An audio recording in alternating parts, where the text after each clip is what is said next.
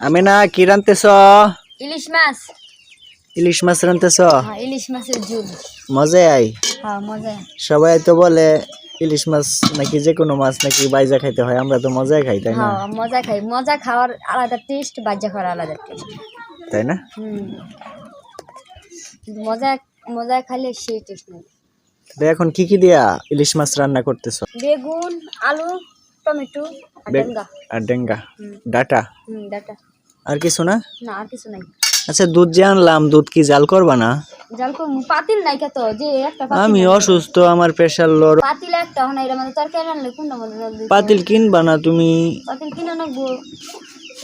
পাতিল কিনলেই তো হয়, টাকা তো আছেই। কিনা জানো তো পাতিল দুধ লাগে ছুটি দিতে।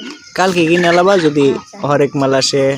পাতিল দই ওলা তো লোক আসে এদিকে। হ্যাঁ, কালকে কিনে লই। তাহলে আজকে রান্না হইতেছে ইলিশ মাছের ঝোলের তরকারি। হ্যাঁ, আজকে রান্না করতেছে আমেনা। দেখি রান্না কেমন হয়, খায়া বলা যাবে, নয়তো বলা যাবে না।